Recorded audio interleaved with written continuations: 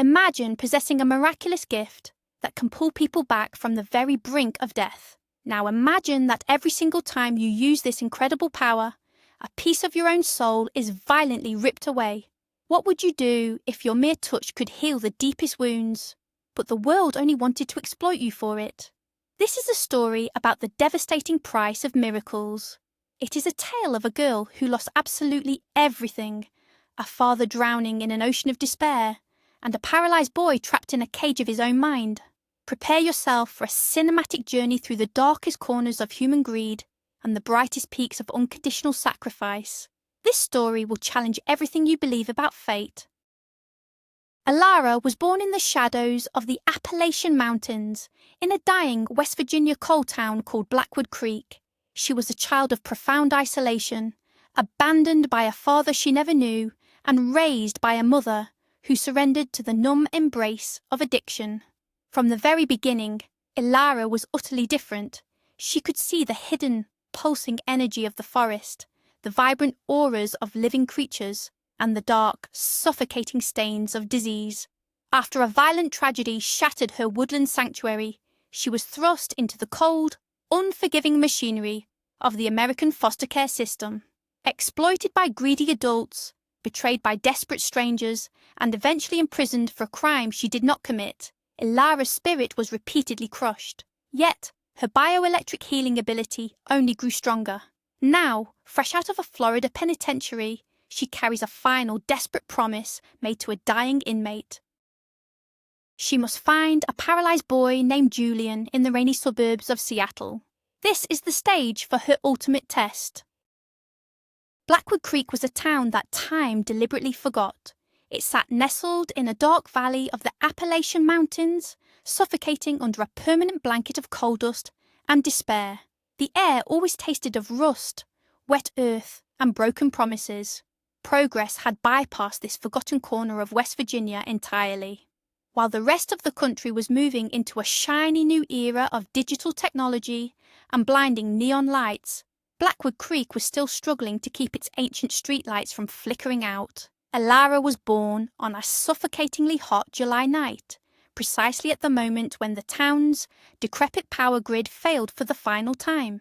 The local hospital had long been boarded up, its windows shattered by bored, hopeless teenagers. So, her first breath was taken in a damp, wooden shack that smelled fiercely of sour milk and rotting wood. The darkness was absolute and heavy. Her mother, a woman worn thin by years of empty nights and unpaid bills, did not smile when the baby cried. The neighbours, accustomed to a life of perpetual disappointment, merely grumbled about the spoiled meat in their broken refrigerators. They directed their righteous anger at the invisible utility companies, but soon gave up. Survival in Blackwood Creek required all their energy. People returned to chopping wood, hunting in the foggy hills, and trying to ignore the creeping sense of doom. The town was a black hole, swallowing hope and emitting only a tired, grey resignation. This bleak, shadow-drenched environment was the only world Elara knew. It was a place where miracles were not just absent, but actively mocked. Yet hidden within this suffocating darkness, a spark was waiting to ignite. Elara carried something terrifying and beautiful within her. As Elara grew, the heavy atmosphere of the house began to physically alter her mother, Sarah. The woman had tried to keep the darkness at bay for the first few years, scrubbing the stained linoleum floors and planting fragile tomatoes in the toxic soil. But the crushing weight of poverty eventually broke her spirit completely. Elara vividly remembered the exact afternoon her mother's soul simply detached and floated away. It felt like a sudden drop in barometric pressure, a chilling gust of wind that swept right through Elara's tiny chest. From that Tuesday onward, Sarah became an empty, mechanical shell. She would stand at the rusted kitchen sink for hours, her hands submerged in cold, greasy dishwater. Staring blankly at the cracked window pane, she moved through the dusty rooms like a ghost, condemned to repeat her daily chores. Sometimes, while brushing her hair, she would freeze mid-stroke, her eyes glazing over as if she were listening to a conversation happening in another dimension. The silence in the house became deafening, a thick, suffocating fog that choked out any remaining joy. Then came the cheap whiskey. The sharp, burning smell of alcohol replaced the scent of baking bread. The quiet despair mutated into violent, unpredictable outbursts. The fragile peace of their home was completely shattered by slurred shouting and the sickening sound of breaking glass. Elara learned to make herself invisible. She would hide beneath the sagging porch, listening to the agonizing sounds of her mother falling apart above her. The little girl realized with terrifying clarity that she was completely alone in a world that did not care if she lived or died. The shadows were closing in rapidly. Salvation arrived just before dawn, wearing a faded floral dress and smelling of dried sage and damp earth. Granny May was a local legend, a mountain woman whose name was only spoken in hushed, frightened whispers by the townsfolk. She lived deep in the Smoky Mountains, far beyond the reach of paved roads or telephone lines. People called her a witch, a crazy hermit, or worse. Yet when their children burned with fever or their crops inexplicably failed, they secretly trekked into the woods to beg for her herbal remedies. Granny May had never once visited Blackwood Creek in 20 years, but on a freezing November morning, she stood silhouetted in the doorway of Sarah's ruined home. The rising sun cast a brilliant, fiery halo around her silver hair, illuminating the swirling dust motes in the air. Elara, shivering in a thin nightgown, instantly understood that this imposing woman was her only escape. Without a single word spoken, the little girl slipped her bare feet into a pair of oversized boots and grabbed the older woman's calloused hand. Granny May's grip was shockingly warm, radiating a comforting, electric heat that chased the bone-deep chill from Elara's body. They walked away from the house without looking back. As they hiked up the steep, winding mountain trails, the oppressive smell of coal dust was replaced by the crisp, intoxicating scent of pine needles and decaying autumn leaves. With every mile they climbed, Elara felt herself expanding, her lungs filled with clean air, and her heart beat to the ancient, steady rhythm of the wild forest. She was leaving the world of men behind and stepping into a realm of ancient, untamed magic. The journey felt like it lasted 1,000 lifetimes.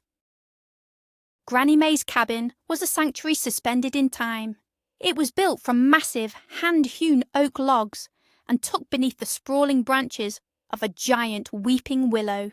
The interior was a chaotic symphony of nature. Hundreds of dried herbs, roots and wildflowers hung from the exposed ceiling beams, filling the air with a potent, earthy perfume. Copper pots bubbled over a cast-iron wood stove, simmering mysterious concoctions that glowed in the dim, golden light of kerosene lamps. Elara thrived in this enchanted environment. She was no longer a frightened ghost hiding beneath a porch. She became a creature of the forest. Granny May taught her to read the woods like a sacred book. They spent their days tracking wild deer, foraging for rare medicinal mushrooms, and listening to the hidden whispers of the mountain streams. Beside them trotted a rescued three-legged raccoon named Bandit, who fiercely protected Elara from snakes and coyotes. Here, Elara's unique vision truly blossomed. She began to see the vibrant, pulsating auras of the trees. She watched shimmering, translucent entities dance above the rushing rapids. She realized that the forest was alive, aware, and constantly communicating in a language only she could understand. But Granny May knew that Elara's gift went far beyond mere sight. The old woman watched with silent awe as her granddaughter instinctively calmed, terrified, trapped animals with just a gentle stroke of her hand. The child radiated an overwhelming, pure compassion that seemed to bypass the physical world entirely. Granny May worried about this boundless empathy. The world was a cruel, hungry place, and a soul as bright as Elara's was a beacon for the darkest kinds of predators. The true magnitude of Elara's power revealed itself during a brutal Appalachian winter. A vicious ice storm had ravaged the mountains, snapping ancient branches and coating the world in a treacherous layer of crystal. Elara found a wild bobcat crushed beneath a fallen cedar trunk. The majestic animal was barely breathing, its spine horribly mangled, and its golden eyes clouded with the inevitable approach of death. Granny May sadly shook her head, insisting there was nothing to be done but end its suffering. But Elara refused to accept defeat. She dropped to her knees in the freezing mud, ignoring the biting wind that whipped her hair. She placed her small, trembling hands over the bobcat's crushed spine. She closed her eyes and reached deep into the core of her own life force. A brilliant, electric blue energy sparked from her fingertips. She visualized knitting the shattered bones back together, visualizing the severed nerves reconnecting. The air around them crackled with static electricity, smelling sharply of ozone and burnt sugar. The process was excruciating. Elara felt the animal's agonizing pain echoing perfectly within her own body. For an agonizing hour she poured her essence into the dying creature. Finally, the bobcat let out a gasping breath, its legs twitching violently. It miraculously rolled over, stood on shaky paws, and stared at Elara with profound, intelligent gratitude before disappearing into the snowy brush. Elara collapsed onto the frozen ground, completely drained, her nose bleeding heavily. Granny May stood frozen in terror and awe. The old woman realized that the girl was not just a healer. She was a vessel of raw, divine energy, and such power always demanded an unbearable price. Elara's innocence was shattered on a sweltering August afternoon. She was foraging for blackberries near the edge of the deep swamp when she stumbled upon a terrifying sight. A man lay slumped against a decaying cypress tree, his clothes torn and completely soaked in dark, drying blood. He was violently pale, trembling uncontrollably, and clutching a massive gunshot wound in his abdomen. His name was Caleb. He was a fugitive, desperately fleeing a heavily armed county posse. Despite the glaring danger, Elara's overwhelming compassion blinded her to the reality of the situation. She did not see a dangerous criminal. She only saw a human being drowning in immense pain. For 3 grueling days, she kept his presence a strict secret from Granny May. She smuggled him fresh spring water, stole dried venison from the cabin, and spent hours laying her glowing hands upon his festering wound. She poured massive amounts of her bioelectric energy into him, battling the infection that raged in his blood. The effort left her physically exhausted, her skin ashen, and her vision blurring with dark spots. Slowly, miraculously, Caleb began to recover. The gaping wound closed, leaving only a jagged, angry pink scar. But Caleb possessed a cold, calculating heart. On the morning of the 4th day, Elara arrived at the swamp to find him gone. He had not left a note. He had not waited to say thank you. He had simply vanished into the mist, leaving Elara feeling profoundly violated and confused. A chilling premonition gripped her small chest. She had unwittingly tipped a cosmic scale, and a massive wave of darkness was now hurtling toward her tranquil mountain sanctuary. The consequences of Elara's naive mercy arrived with the deafening roar of pickup trucks and the furious barking of hunting dogs. 6 heavily armed, enraged men from the valley stormed the peaceful clearing in front of Granny May's cabin. They screamed accusations, their faces twisted in ugly, violent masks of pure hatred. They claimed that Caleb, the man Elara had secretly healed, had broken into a farmhouse down the mountain and murdered a family to steal their car. The men pointed their trembling shotguns at the old woman, accusing her of harboring a demonic killer. The peaceful mountain air was suddenly choked with the smell of cheap tobacco, sweat, and impending violence. Elara watched in absolute, paralyzing horror as the scene unfolded like a slow-motion nightmare.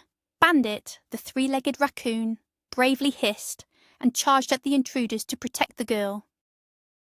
A deafening gunshot echoed off the mountain walls, and the small creature was instantly blown backward, landing in a bloody, lifeless heap on the porch. Elara let out a blood-curdling scream, her heart shattering into a million jagged pieces. The dark, suffocating shadows of the men seemed to detach from their bodies, stretching across the grass to consume the remaining light in the clearing. The men sneered, threatening to burn the cabin to the ground with them inside. The world was spinning out of control. The beautiful, interconnected web of nature that Elara loved so dearly was being violently ripped apart by human cruelty. She fell to her knees, clutching her ears, entirely unable to process the absolute, senseless absurdity of the evil standing before her. Then, Granny May transformed. The frail, stooped old woman suddenly stood impossibly tall. To the angry men, she was merely shouting curses, But Elara's gifted eyes saw the terrifying truth. Granny May was radiating a blinding, aggressive aura of pure, white-hot energy. Swirling vortexes of indigo and silver light whipped around her, kicking up a furious localized gale that tore leaves from the trees. The air pressure dropped so rapidly that the men stumbled backward, clutching their bleeding ears in intense pain. Granny May did not strike them physically. Instead, she unleashed a shockwave of raw, terrifying spiritual force that projected all their deepest, darkest fears directly into their minds. The men dropped their shotguns in sheer panic, weeping like terrified children, and scrambled blindly back to their trucks. They sped away, leaving thick clouds of dust and the lingering stench of fear. As the trucks vanished, the swirling storm of energy collapsed instantly. Granny May fell to her knees, her vibrant aura entirely extinguished. She looked at Elara, her face suddenly aged by 100 years. For the first time in her life, the old woman was crying. Tears cut clean tracks through the dirt on her wrinkled cheeks. She pulled Elara into a desperate, crushing embrace. "You have to be strong now, my sweet girl," she whispered, her voice rattling with finality. "The dark has found us." Elara looked at the lifeless body of her raccoon, looked at her weeping grandmother, and felt the overwhelming weight of the universe crash down upon her fragile mind. Her vision tunneled into blackness, and she simply stopped existing. Consciousness returned to Elara slowly, filtering through a suffocating haze of artificial smells. The sharp, metallic tang of bleach and the bitter scent of rubbing alcohol assaulted her senses. The soft, rhythmic chirping of forest birds was replaced by the cold, mechanical beeping of a heart monitor. She forced her heavy eyelids open. She was lying in a sterile, painfully white hospital bed. Harsh, fluorescent lights hummed angrily on the ceiling, casting sickly green shadows across the room. A stout man in a crisp, white coat stood at the foot of her bed, scribbling mechanically on a metal clipboard. He looked up, adjusting his silver-rimmed glasses, and forced a completely unbelievable plastic smile. "Good morning, Elara. We are glad you finally decided to join us," he said. His voice was entirely devoid of any genuine warmth. Elara tried to speak, but her throat felt like it was coated in dry sand. Panic began to claw at her chest. She frantically scanned the empty room, looking for the familiar, comforting face of her grandmother. The doctor sighed, a sound of profound professional inconvenience. He pulled a chair closer, the metal legs scraping horribly against the linoleum floor. He did not sugarcoat the devastating truth. He clinically informed her that she had been in a catatonic state for 3 weeks. He told her that her grandmother's cabin had mysteriously burned to the ground shortly after she was brought to the hospital. Granny May was gone. The words hit Elara like physical blows. The absolute certainty of her loss settled into her bones, freezing her blood. The magical world of the Appalachian Mountains was dead. She was entirely alone in a cold, clinical universe. 2 weeks later, an old, rattling state transport van dumped Elara at the imposing iron gates of the Oak Haven Youth Center. It was a bleak, massive foster facility located on the decaying outskirts of a Rust Belt city in Ohio. The building was an architectural nightmare of dark, soot-stained brick and thick iron bars over narrow windows. The sky above was a permanent bruised purple, heavy with the threat of icy, miserable rain. Inside, the facility smelled perpetually of boiled cabbage, industrial floor wax, and teenage desperation.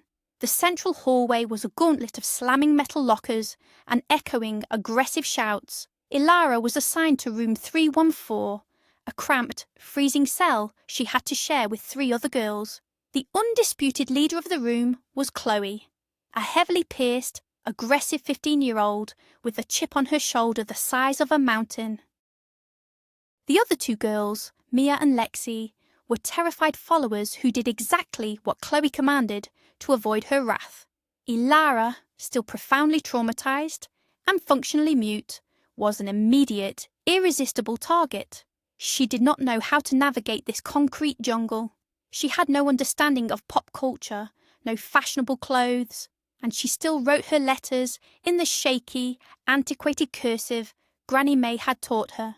The other girls viewed her as a mentally deficient freak. They mocked her silence, stole her meagre rations, and pushed her into lockers. Oak Haven was not a place of rehabilitation. It was a vicious, Darwinian holding pen where the strong devoured the weak. And Elara, with her bleeding heart and fragile spirit, was at the very bottom of the vicious food chain. To survive the relentless psychological warfare of Oak Haven, Elara learned to disappear. She found a temporary sanctuary in the dusty, neglected art room on the 3rd floor. It was overseen by Mr. Harrison, an eccentric, chain-smoking art teacher whose clothes always smelled heavily of patchouli and stale coffee. Mr. Harrison noticed that Elara possessed an unnatural, almost terrifying talent for drawing. She did not sketch apples or bowls of fruit. She drew sweeping, hyper-realistic representations of human auras, intricate sacred geometry, and terrifyingly accurate depictions of the ethereal creatures that inhabited the astral plane. Intrigued by her bizarre, haunting artwork, Mr. Harrison began to talk to her. He spoke passionately about Tibetan mysticism, chakras, and quantum consciousness. He was the first person in this cold new world who did not treat her like a broken machine. Feeling a desperate need for connection, Elara made a catastrophic mistake. She revealed a tiny fraction of her abilities. During a quiet afternoon, she placed her hand over a dead, withered fern on his desk. Within seconds, a surge of vibrant green energy flowed from her skin, and the dry leaves miraculously sprang back to vibrant, lush life. Mr. Harrison dropped his coffee mug, shattering it on the floor. His eyes widened with a terrifying mixture of awe and sudden, intense greed. He did not see a frightened, traumatized girl seeking a friend. He saw an absolute gold mine. He immediately began devising secret, bizarre experiments to test the limits of her bioelectric healing. Elara had unwittingly swapped one form of abuse for another. She was no longer just a victim of bullies. She was now a lab rat. Seeking refuge from Mr. Harrison's increasingly demanding and invasive experiments, Elara began exploring the forbidden, subterranean levels of the facility. The basement was a labyrinth of dripping pipes, flickering fluorescent bulbs, and suffocating heat. At the very end of a dark corridor lay the massive, roaring boiler room. It was here that she met Big Mac. Mac was a colossal man, standing over 6.5 feet tall, with a physique carved from solid granite. He was the facility's maintenance man. The left side of his face was completely dominated by a horrific, jagged scar, a brutal souvenir from a roadside bomb during Operation Desert Storm. He was missing his left eye, covering the empty socket with a dark leather patch. He never spoke to anyone, moving through the halls like a silent, intimidating golem. The teenagers were absolutely terrified of him. But when Elara cautiously stepped into the sweltering boiler room, she did not see a monster. Through her gifted vision, she saw a magnificent glowing soul. Beneath the terrifying exterior, Mac's aura was a soft, pulsing silver, radiating an agonizing, bottomless sorrow. He was a man crushed by a grief so heavy it would have destroyed a weaker human. Mac paused, his massive soot-stained hands gripping a heavy iron wrench. He stared down at the frail girl with his one good eye. He did not yell. He did not chase her away. Instead, he pulled a battered wooden crate near the roaring furnace, wiped it clean with an oily rag, and gestured for her to sit. In the comforting, fiery heat of the boiler room, the two broken souls found a silent, desperately needed understanding. For months, the boiler room became Elara's only true sanctuary. Over cups of bitter, oversteeped black tea, Max slowly began to dismantle the heavy iron walls around his heart. His voice, unused for years, sounded like grinding gravel. He told her the tragic story of his life. After surviving the horrors of the Gulf War, he had returned home to find his life in absolute ruins. His wife, unable to cope with the stress of his long deployment and severe PTSD, had fallen deep into opioid addiction. Their young daughter Lily had been the only bright light in his darkening world, but the addiction had consumed his wife entirely, leading to a fatal overdose. While Mac was hospitalized following a severe mental breakdown, the state intervened. Lily was swallowed up by the sprawling, merciless foster care system. By the time Mac was healthy enough to fight for her, the bureaucratic trail had gone completely cold. For 10 agonizing years, he had crisscrossed the country. He had worked as a janitor, a bouncer, and a mechanic in dozens of different cities, desperately searching through thousands of foster homes and orphanages. He took the job at Oak Haven because it was the last known facility in the state he hadn't checked. His search had yielded absolutely nothing. He was exhausted, broken, and running on the fumes of a dying hope. As he spoke, tears welled in his solitary eye, cutting clean lines through the black soot on his cheek. Elara listened, her heart breaking for this gentle giant. She knew with absolute certainty that she had to use her gift to help him. The risk no longer mattered. The catalyst for revealing her power to Mac arrived in the form of a whimpering, severely abused pit bull puppy. Some cruel teenagers had thrown the dog over the facility's barbed wire fence, leaving it with 2 shattered hind legs. Mac had found the animal freezing in the snow and smuggled it into the boiler room.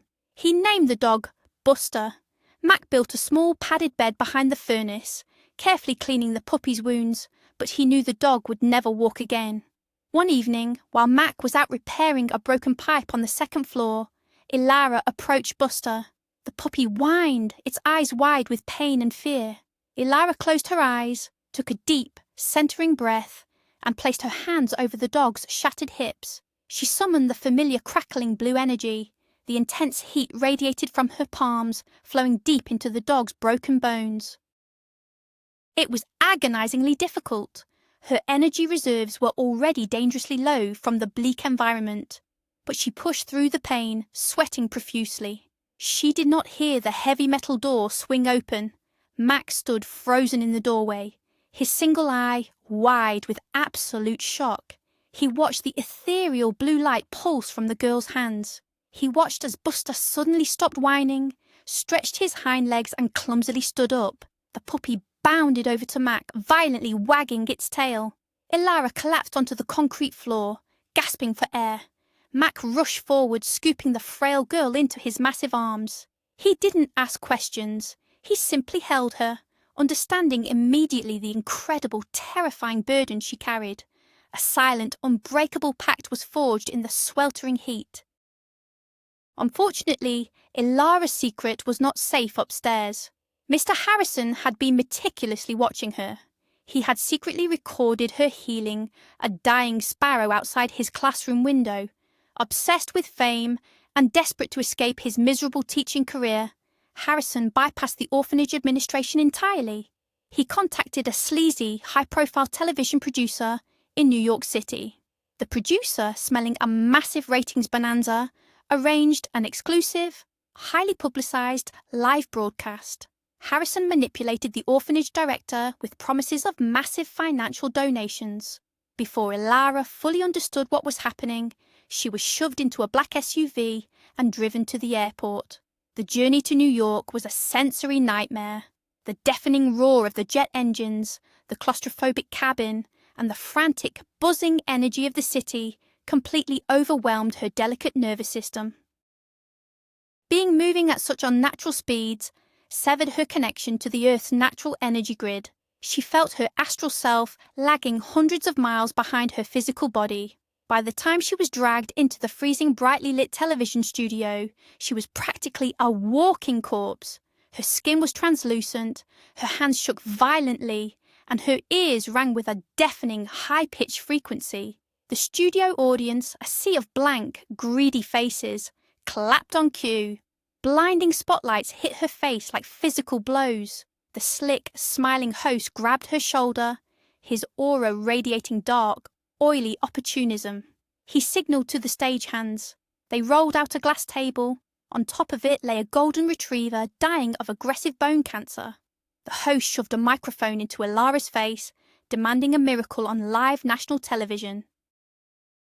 Elara stared at the suffering animal. She could feel its agonizing pain, a black, suffocating void that mirrored her own absolute emptiness. She reached out her trembling hands, trying to summon the familiar blue spark. But there was nothing. The well was completely dry. Her connection to the spiritual realm had been severed by the violent speed of her travel and the crushing, toxic energy of the greedy people surrounding her. The studio audience fell completely silent.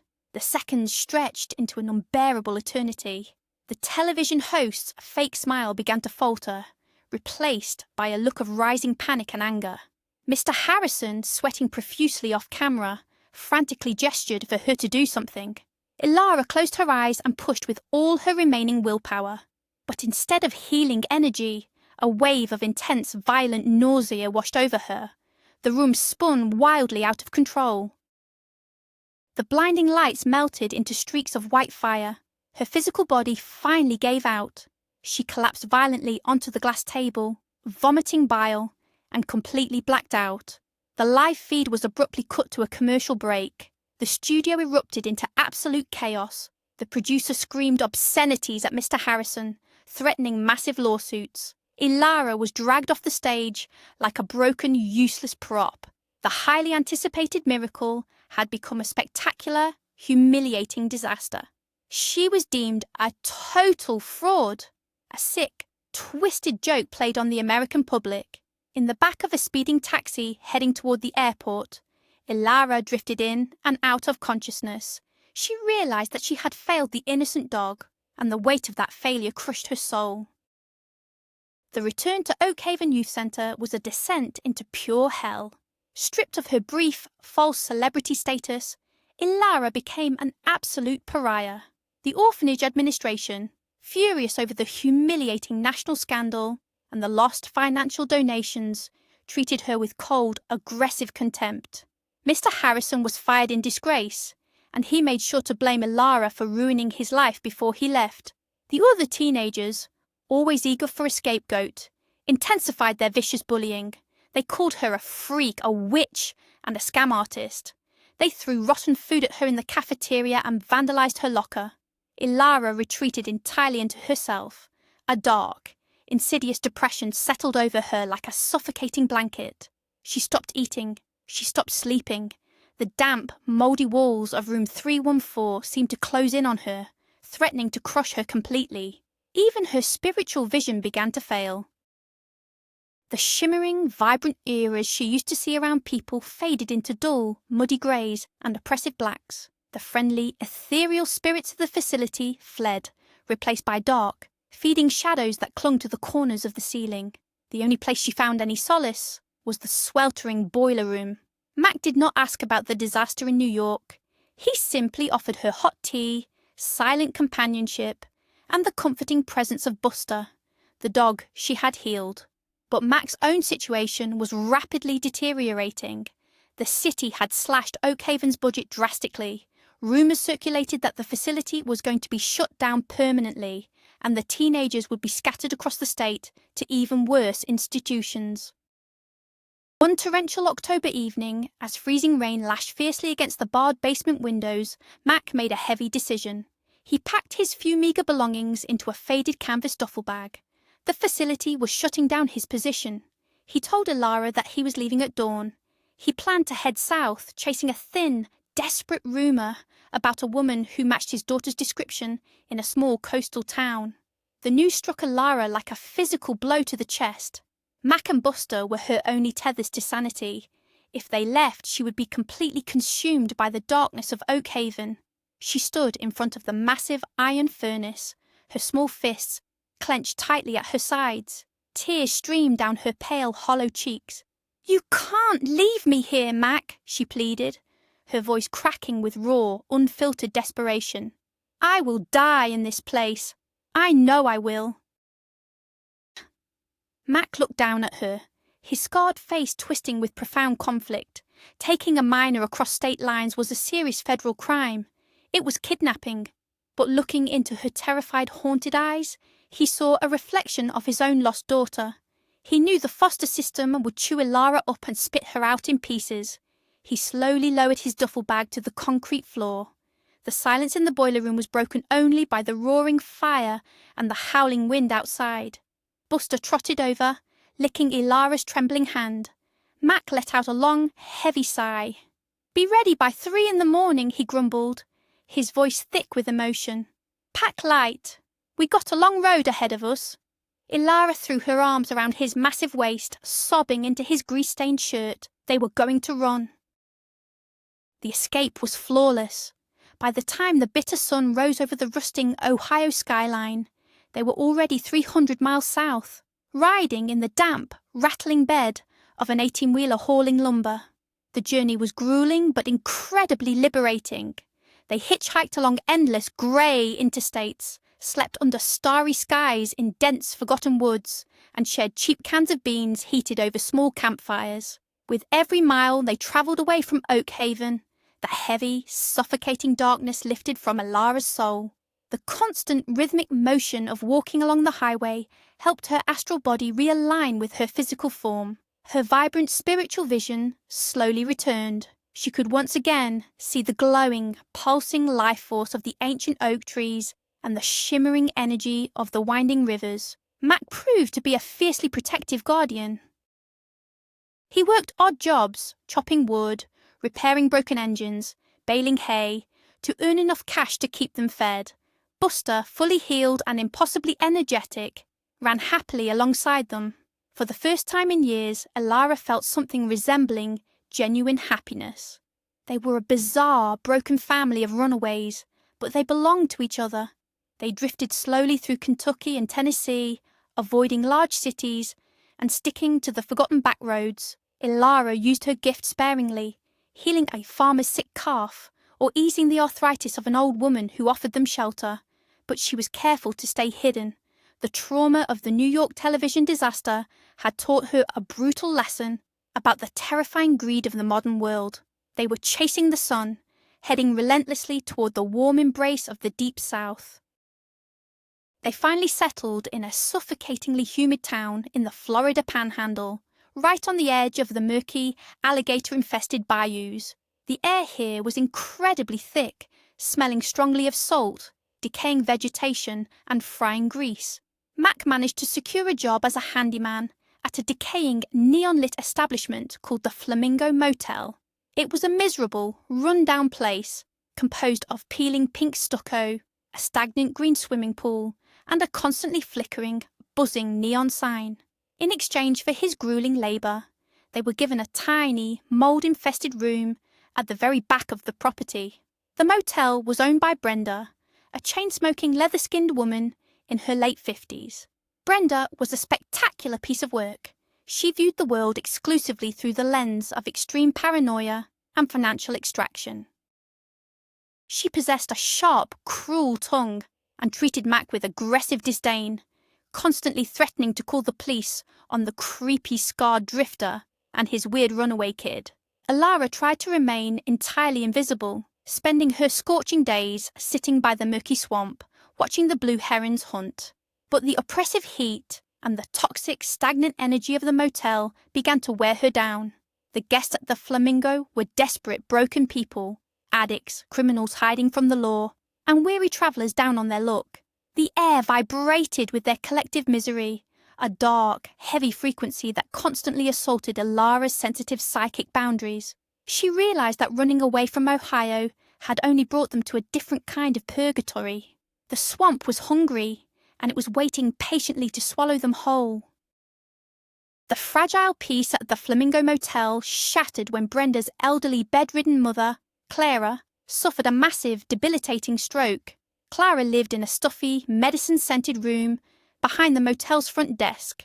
Brenda, unable to afford expensive hospital care and unwilling to lose her free labour, forced Elara to act as her mother's full-time caregiver. Elara sat for hours in the stifling, darkened room, listening to the old woman's ragged, struggling breaths. Unable to witness such agonising suffering, Elara made a fateful decision. In the dead of night, she placed her glowing hands on Clara's paralysed face. The healing process was violent and exhausting.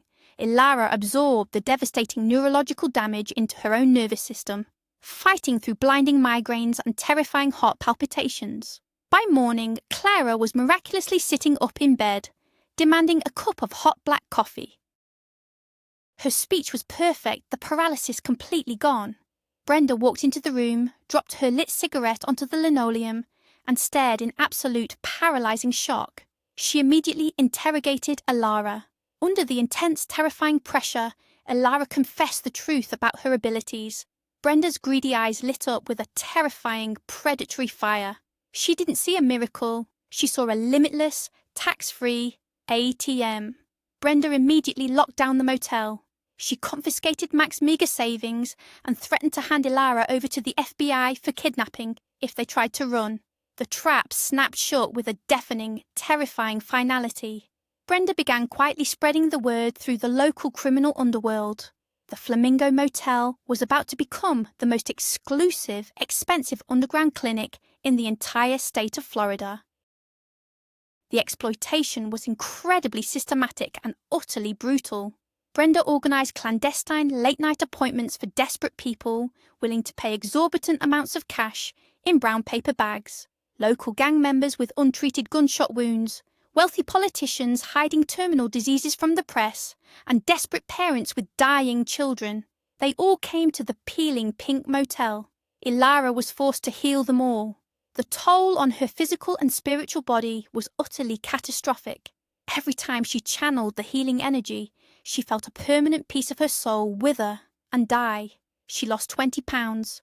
Her vibrant hair became brittle and began falling out in clumps, and her skin took on a terrifying, translucent grey pallor.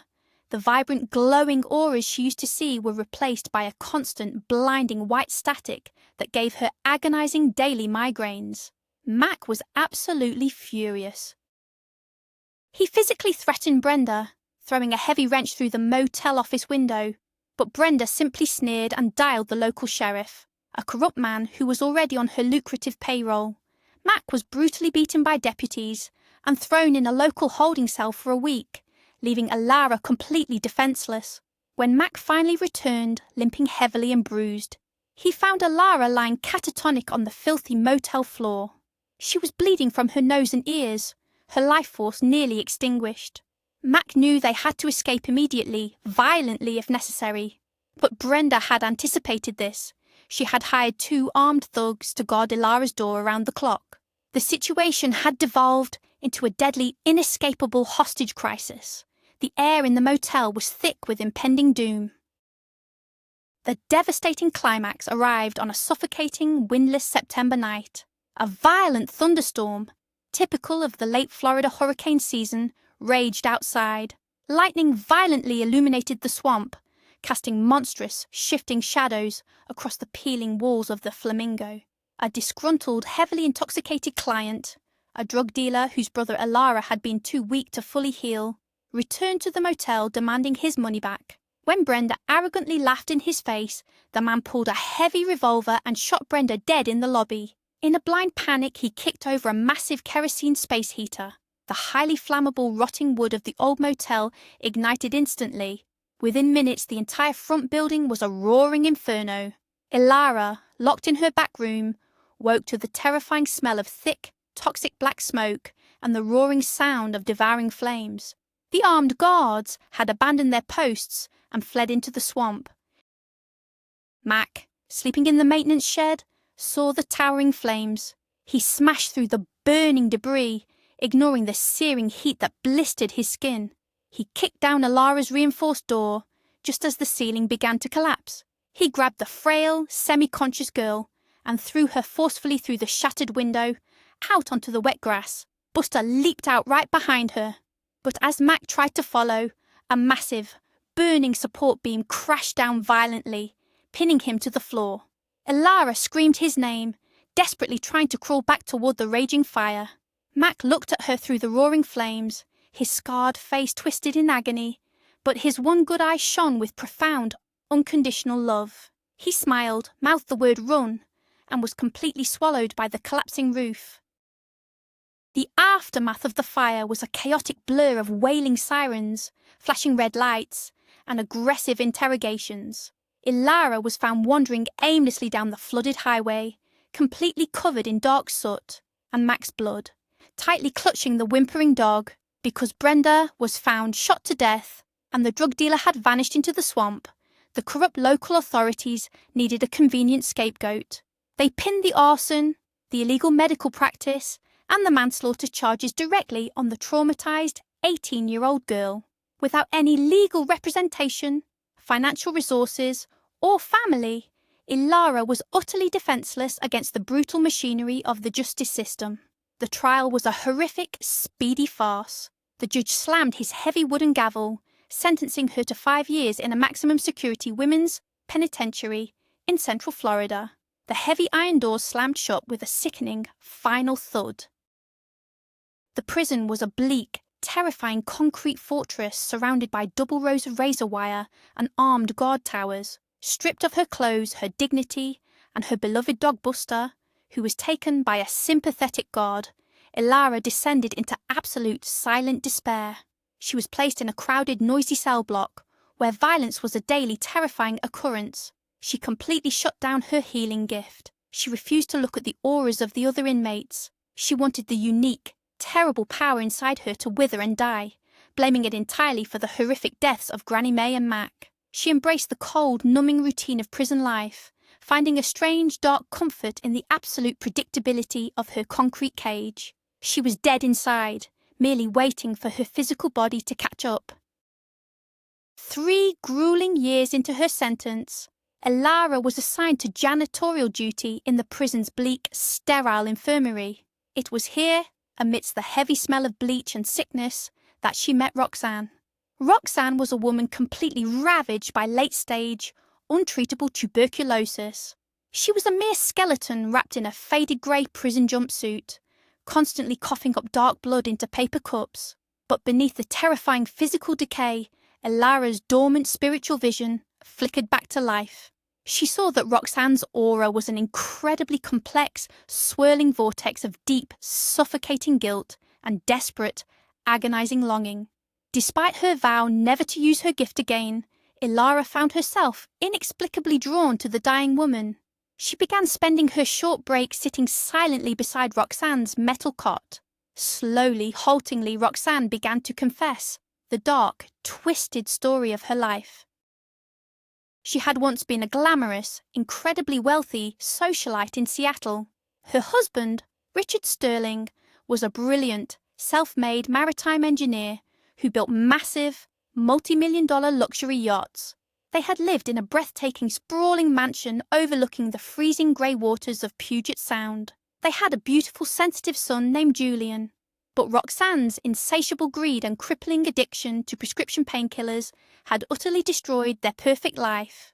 Desperate for drug money, she had manipulated her husband's business partners, embezzled millions of dollars from the yacht company, and nearly bankrupted the entire enterprise. When the massive fraud was finally uncovered, her life violently exploded. She was arrested in front of her terrified child and sentenced to federal prison. Her actions had devastated her family. The true horror of Roxanne's confession, however, was not her financial crimes, but the devastating collateral damage inflicted upon her young son. The violent trauma of witnessing his mother being dragged away in handcuffs by federal agents had fundamentally broken Julian's fragile psyche. Immediately following her arrest, the boy had collapsed. His legs simply stopped functioning. For over a decade, Julian had been entirely paralyzed from the waist down, confined to a high-tech wheelchair in the gloomy Seattle mansion. Dozens of the world's most expensive neurologists, psychiatrists, and alternative healers had examined him, but they all reached the same terrifying conclusion. There was absolutely no physical reason for his paralysis. It was a profound, impenetrable psychosomatic block. Julian's mind had built an unbreakable cage around his body to protect him from the agonizing pain of the world. Roxanne wept bitterly, her thin, skeletal frame shaking violently with every agonizing cough. She grabbed Elara's hand with surprising, desperate strength. She had heard the whispered prison rumors about the magic girl who could heal the sick.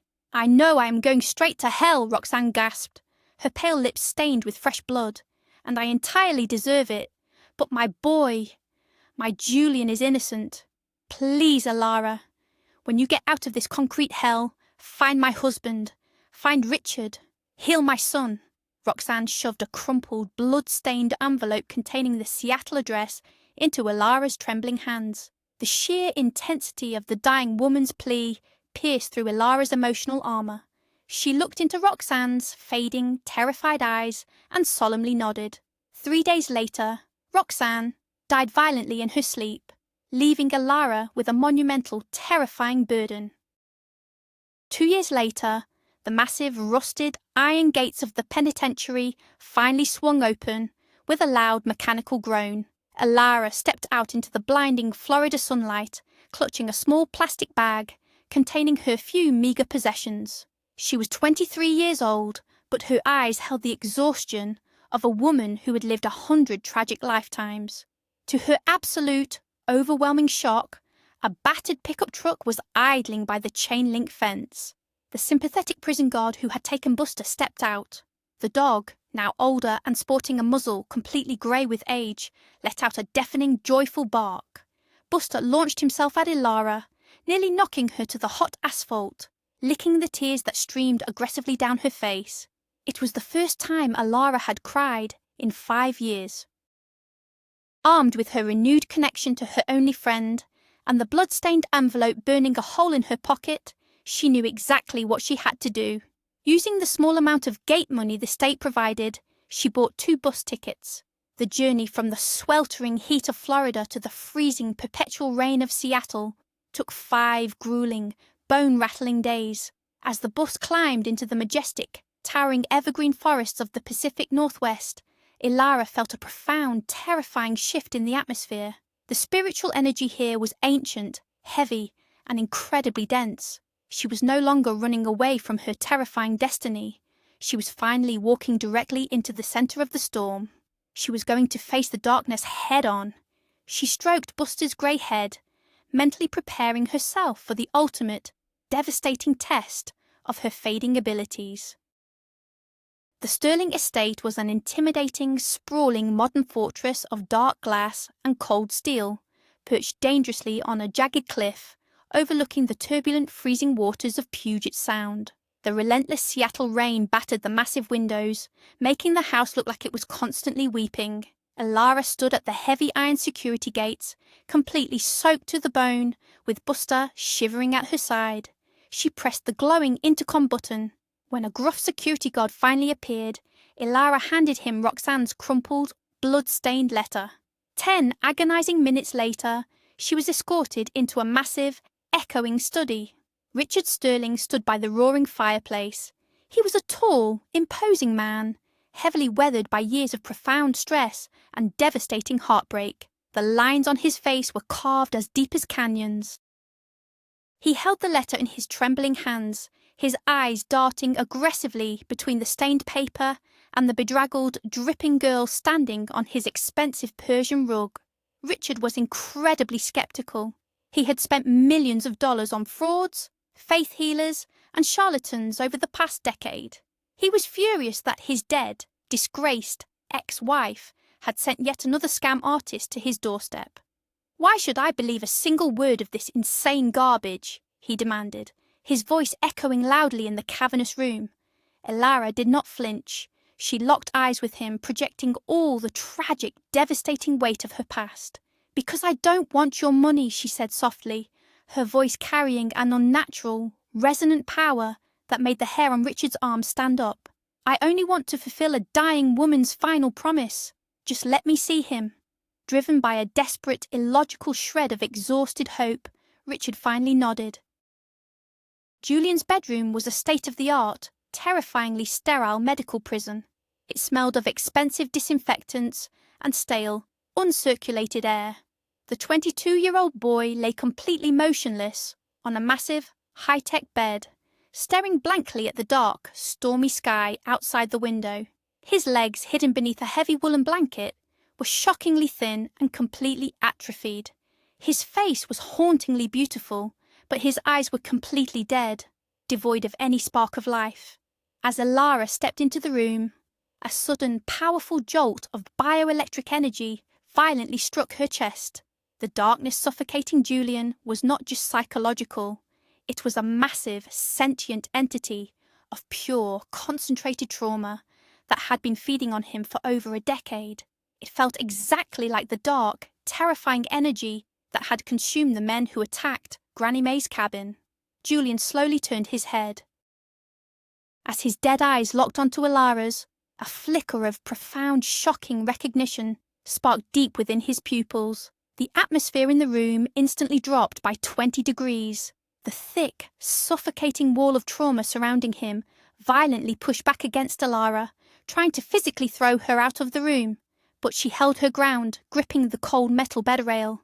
She realized with absolute, terrifying clarity that healing this boy would require far more than just channeling energy. It would require her to entirely enter his shattered, nightmarish mindscape and violently tear down the iron cage he had built around his own soul. It was a suicide mission. If she failed, the darkness would consume them both entirely. She turned to Richard, who was watching from the doorway with bated breath. "Leave us alone," she commanded, "and do not come in, no matter what you hear." Elara locked the heavy oak door.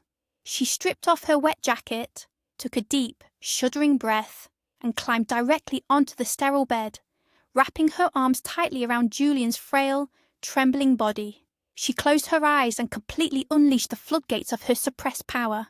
The explosion of bioelectric energy was utterly catastrophic.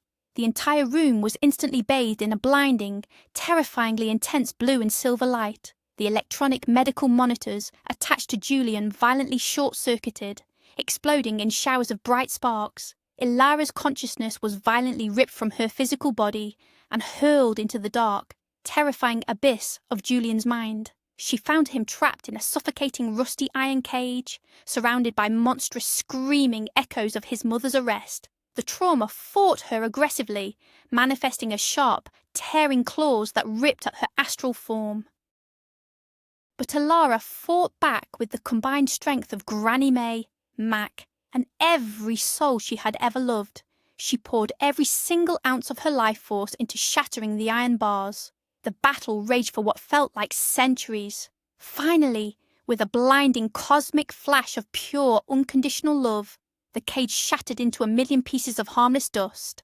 Elara slammed back into her physical body, gasping violently for air. The blue light instantly vanished. The room plunged into darkness. Julian suddenly let out a massive, tearing gasp. He looked down, tears streaming from his wide eyes, and slowly, miraculously, moved his right foot, then his left. Elara smiled softly, blood pouring from her nose. She closed her eyes as the last spark of her magical gift permanently burned out, leaving her entirely empty, beautifully human, and finally at peace. The miraculous recovery of Julian Sterling made headlines across the country, though the true nature of his healing remained a fiercely guarded secret.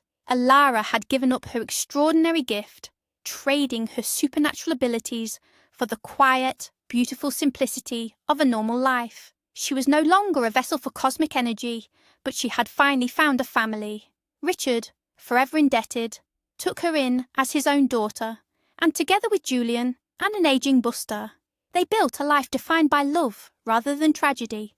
Her incredible journey proves that the greatest miracles do not come from magic, but from the boundless, sacrificial depths of the human heart. Have you ever experienced a moment in your life where a sacrifice completely changed your destiny? Share your incredible stories in the comments below. If this cinematic journey touched your soul, please hit that like button, subscribe to our channel for more breathtaking stories, and don't forget to ring the notification bell. Your support helps us bring more incredible tales to life. Thank you for watching, and stay strong.